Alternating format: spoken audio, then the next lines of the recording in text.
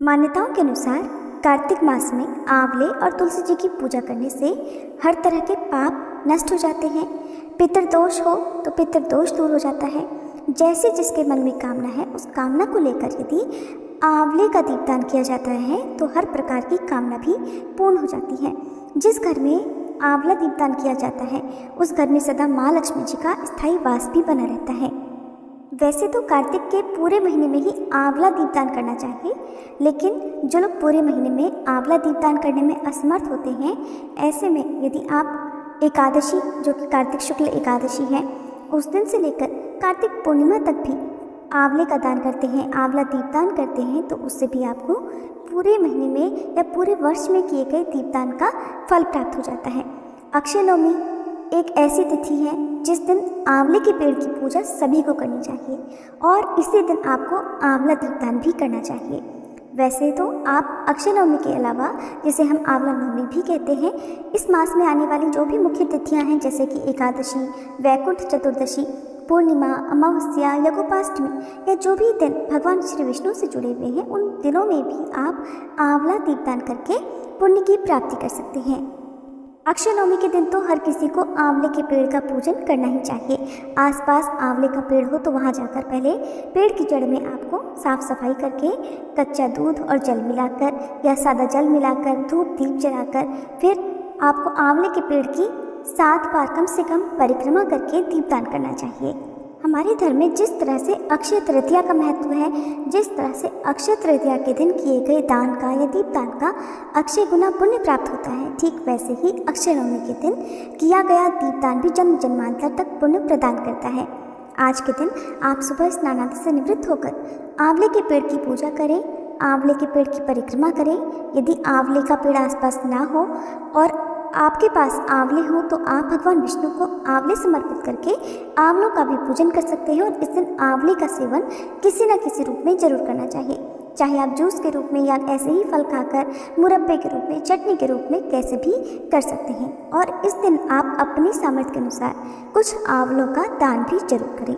चाहे मंदिर में या किसी जरूरतमंद व्यक्ति को आप आंवलों का दान कर सकते हैं। आज की इस वीडियो में आप जानेंगे कि आंवले का दीपदान कैसे किया जाता है। जैसे कि आपको नाम से ही पता चल रहा है, इस विधि में आपको क्या करना है, आपको साफ आंवले लेने हैं।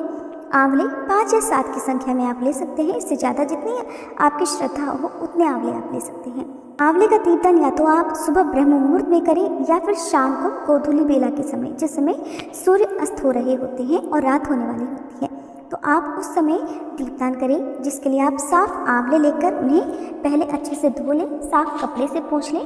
फिर मंदिर में या आसपास जहाँ भी आप पूजा करने वाले हैं आंवले के पेड़ के नीचे, वहाँ पर ले जाकर इन आंवलों का आपको पहले पूजन करना होता है। सभी आंवलों पर आप रोली चंदन लगाएं, अक्षत अर्पित करें। फिर आप आंवले का जो ऊपरी हिस्सा होता है उसे आप थोड़ा सा चाकू से कट कर लीजिए। चाकू से आप थोड़ा सा गड्ढा बना लीजिए ताकि उसमें एक छोटी गोल बाती आसानी से समा जाए। और जो बाती है वो घी की हो तो ज़्यादा अच्छा है, घी की ना हो तो आप तिल के तेल का प्रयोग भी कर सकते हैं।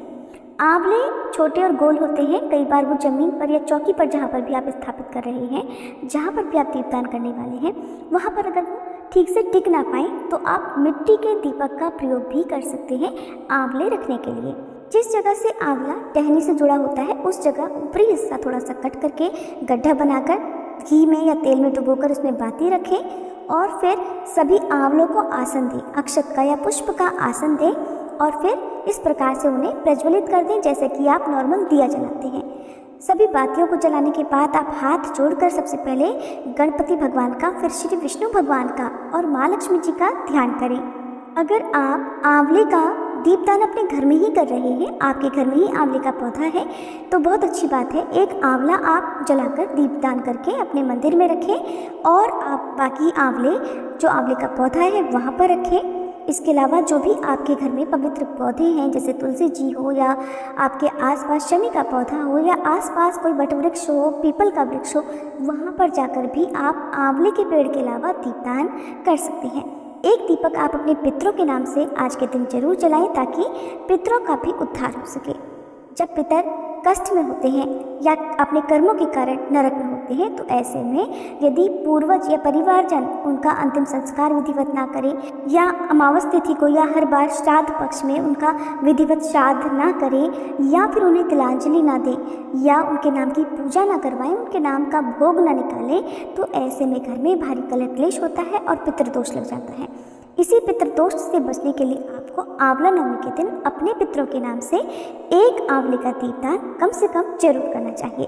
बाद में ये जो आंवले हैं जो आपने बाती बनाकर लगाए हुए हैं, उन आंवलों को आपको पानी में विसर्जन कर देना चाहिए। आप थोड़े से आंवले मंदिर में भी जरूर चढ़ाएं, जिन्हें आप प्रसाद रूप में परिवारजनों में बांटकर खुद भी ग्रहण करें। वैसे तो बहुत से लोग आंवला नवमी के दिन उपवास भी रखते हैं। दिन भर उपवास रखने के बाद शाम को इन्हीं आंवलों को प्रसाद रूप में ग्रहण करके अपना उपवास खोलते हैं। अगर आप भी उपवास रखना चाहते हो तो आप भी इसी विधि से उपवास खोल सकते हैं। आंवले का दान आप जरूर करें। शाम की पूजा में जितने आंवलों का आप दान करना चाहते हो उतने ही आंवले चौकी पर रखें, उनका पूजन करें और उसके बाद माथे पर लगाकर हाथ जोड़कर प्रणाम करें और प्रार्थना करें कि आपके द्वारा किए गए आंवलों का अपार पुण्य आप और आपके परिवारजनों सहित आपके पितरों को सदा मिलता रहे। फिर किसी योग्य व्यक्ति को इन आंवलों का दान कर देना चाहिए। आज के दिन आप अपने घर में आंवले का पौधा लगा सकते हैं। अपने घर के अलावा सार्वजनिक जगह पर किसी मंदिर में, पार्क आदि में भी आंवले का पौधा लगाना बहुत ही शुभ फलदायी होता है। उम्मीद है आज की ये जानकारी आपको पसंद आई होगी। वीडियो अगर अच्छी लगी हो तो लाइक जरूर कीजिएगा।